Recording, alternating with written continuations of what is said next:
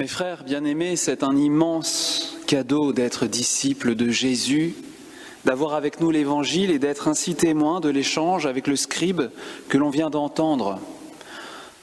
Un scribe s'avance vers Jésus pour lui demander quel est le premier de tous les commandements. Les scribes étaient fins connaisseurs de la Torah, cette loi divine laissée à Moïse qui faisait d'Israël un pays ruisselant de lait et de miel. Le Père Charles n'aime pas le miel, mais moi j'adore ça. Un pays ruisselant de lait et de miel, c'est-à-dire une terre sainte où les âmes étaient continuellement visitées par la douce miséricorde du Père des cieux. Pour le scribe, expert amoureux de la parole de Dieu, rien n'avait plus d'importance que la Torah, la loi, c'est-à-dire les préceptes, les décrets, les commandements contenus dans les 5 premiers livres de l'Ancien Testament qu'on appelle le Pentateuque. Dites avec moi pour retenir Pentateuque. Pentateuque.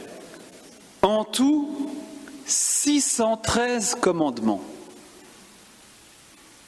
613 commandements que les Juifs les plus pieux considèrent comme autant de baisers que s'échangent le Seigneur et les fils d'Israël. Alors quand un scribe demande à Rabbi Yeshua, notre Seigneur Jésus, quel est le premier de tous les commandements, c'est comme s'il lui demandait où est l'absolu, où est le cœur. Quelle est la chose la plus importante au monde?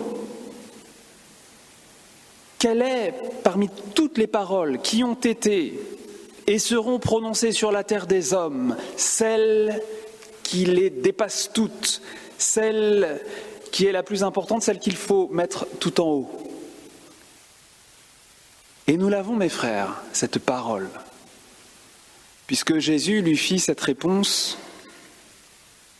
Voici le premier. Écoute, Israël. Le Seigneur notre Dieu est l'unique Seigneur.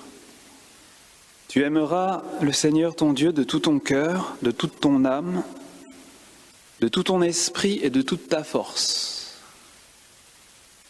Et voici le second. Tu aimeras ton prochain comme toi-même. Il n'y a pas de commandement plus grand que cela. Je voudrais m'attarder aujourd'hui sur cette réponse de Jésus, sur l'absolu qu'il propose, l'absolu, c'est-à-dire ce qui n'admet aucune restriction, aucune exception, aucune concession. D'abord, remarquons que Jésus cite 2 fois le Pentateuque. Et c'est l'occasion pour moi de rappeler, à toute fin utile, que l'Ancien Testament n'est pas obsolète. Certes, il faut le lire à la lueur du Christ ressuscité, mais il ne doit pas tomber aux oubliettes. Le premier commandement que Jésus indique, qu'il nous donne aujourd'hui, est écrit dans le vieux livre du Deutéronome, chapitre 6, versets 4 et 5. Et le second est inscrit dans le vieux livre du Lévitique, chapitre 19, verset 18. Notons ensuite que dans le récit de saint Marc que nous avons entendu, Jésus n'identifie pas l'amour de Dieu, l'amour pour Dieu, et l'amour pour les hommes, y compris pour soi. Il y a un premier et un second commandement. Et dans la pensée du Christ, dans ce texte, ceci reste distinct, pluriel. Il n'y a pas de commandement plus grand que cela, dit Jésus. Il y a une totale suprématie de l'amour, mais il y a un ordre, et même, pour ainsi dire, une chronologie. Un premier, puis un second. D'abord Dieu et ensuite l'humain. Aimer Dieu et aimer l'homme ne sont pas présentés ici par le Seigneur comme étant 2 choses identiques. Mais, et c'est là sans doute l'important, Jésus enseigne et souligne de manière très habile qu'il n'est pas permis, qu'il n'est pas possible de pratiquer le premier commandement sans pratiquer le second, et bien sûr, pour le croyant, tout à fait absurde de pratiquer le second sans s'attacher au premier. Totale suprématie de l'amour. Voilà. Totale suprématie de l'amour auquel nous sommes appelés et auquel nous sommes invités à faire participer tout ce que nous sommes. Il n'y a pas beaucoup d'autres endroits où le Seigneur nous dise aussi nettement qu'aujourd'hui, que nous sommes faits pour lui, que nous sommes faits pour l'amour. Être aimé et aimer. Aimer et être aimé. Puisque l'amour vrai a sa source en Dieu, et puisque notre amour pour lui et pour les autres n'est jamais qu'une réponse à l'amour toujours premier qu'il nous porte. Écoute, dit Jésus. Le Seigneur Dieu est l'unique. Écoute. Vous voyez bien que ce qu'on fait, nous, c'est répondre. Répondre à celui qui nous parle et qui nous aime chacun, infiniment au-delà de tout. Et cette réponse réclame toute notre personne, tout ce que nous sommes, toutes nos facultés, toute notre vie. Elle réclame le cœur, avec ses affections, sa sensibilité, ses élans fragiles et passionnés, le cœur avec toute sa détermination aussi. Elle réclame l'intelligence, avec sa compréhension de ce qui est juste et bon, conforme aux Saintes Écritures. L'intelligence, et n'ayons pas peur des mots, son humble soumission à la parole de Dieu. Notre réponse réclame aussi notre corps, avec son énergie vitale, incroyable instrument au service du bien, au service de l'amour, que nous engageons dans tout ce que nous faisons ou entreprenons, soit par amour, soit par haine. C'est l'amour vrai, c'est-à-dire l'amour conforme à la vérité du bien énoncée par Dieu, qui devrait donner sens à notre vie, qui devrait lui donner sa forme aussi. Et si ça n'est pas cela, qu'est-ce que ce sera ? Mes frères bien-aimés, contrairement à ce que nous pensons souvent, il y a en nous une extraordinaire capacité d'amour, d'autant plus fabuleuse qu'elle est faite pour être surélevée par la grâce de Dieu. Disons que si nous le voulions bien, si nous le voulions vraiment, le Seigneur pourrait nous chauffer à blanc. Nous pourrions aimer comme des dieux, le croyez-vous ? Nous pourrions aimer comme des dieux, chauffer à blanc, comme tous nos frères, toutes nos sœurs, les saints et les saintes de Dieu. Hélas, notre capacité d'amour est désorientée, dispersée. On aime un peu tout et n'importe quoi. Il arrive que l'on s'implique dans des choses qui n'en valent pas beaucoup la peine. Il nous arrive même de mettre notre cœur dans des choses mauvaises, de nous engager peut-être trop loin dans des relations qui nous éloignent du Christ. Et il nous arrive de mettre notre intelligence au service du mal et d'y mettre ensuite les mains, de l'accomplir.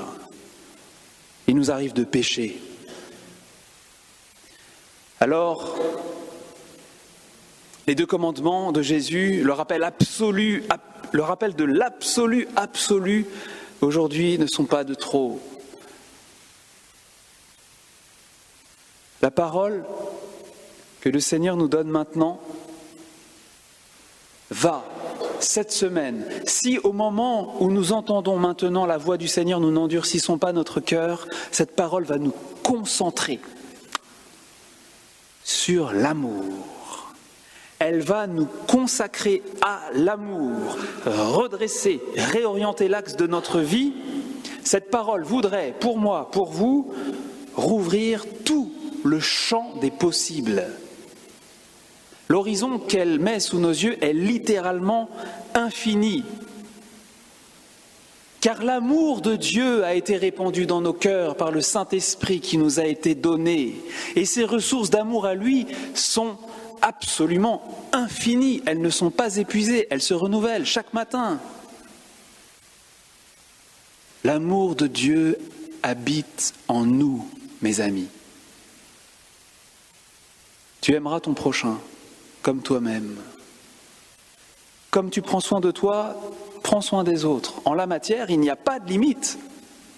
Autant il serait possible de lister, de chiffrer tout le mal qu'il n'est pas permis de faire, autant il est impossible de lister et d'énumérer tout le bien possible.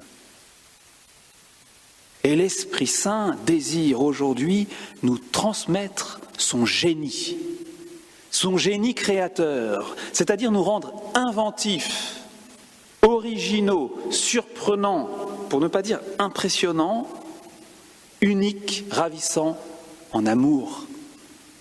L'amour est inventif jusqu'à l'infini. L'amour peut et veut tout, disait saint Vincent de Paul. Et c'est cela, aimer avec son cœur, son intelligence et sa force, c'est deviner, chercher, trouver, inventer, 1001 preuves d'amour à offrir.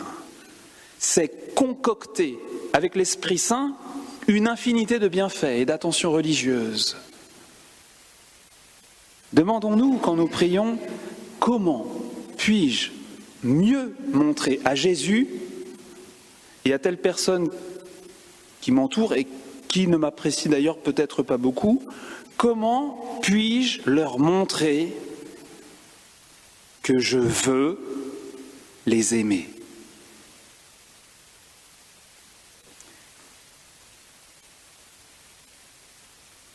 Un saint est entré chez moi jeudi matin. Je l'avais déjà aperçu, mais cette fois, il a poussé la porte et il est entré, pas dans ma maison, dans ma vie. Et on s'est liés d'amitié comme ça pendant ma prière du matin. Il s'appelle Engelmar Unzeitig.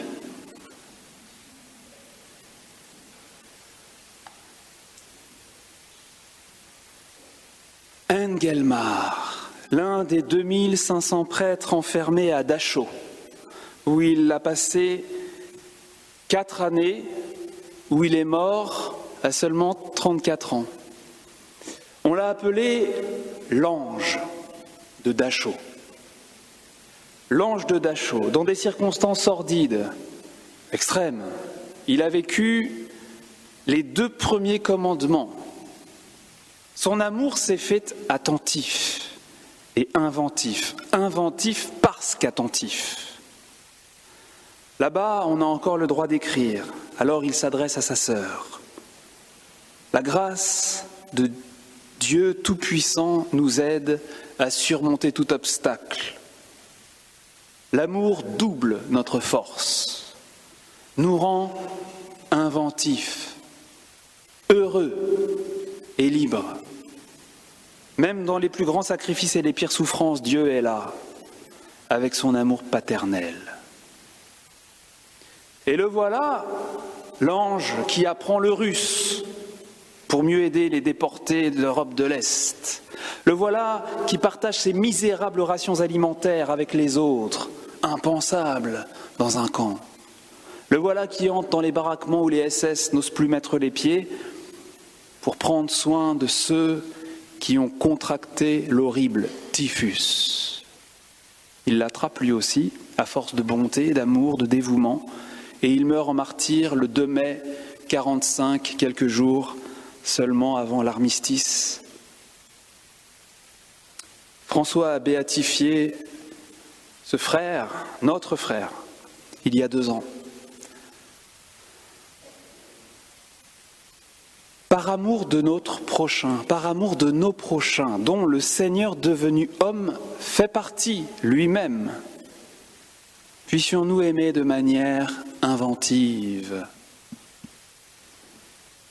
Soyez l'ange de votre quartier, de votre rue, de votre maison, l'ange de votre mari, celui de votre épouse, de vos enfants.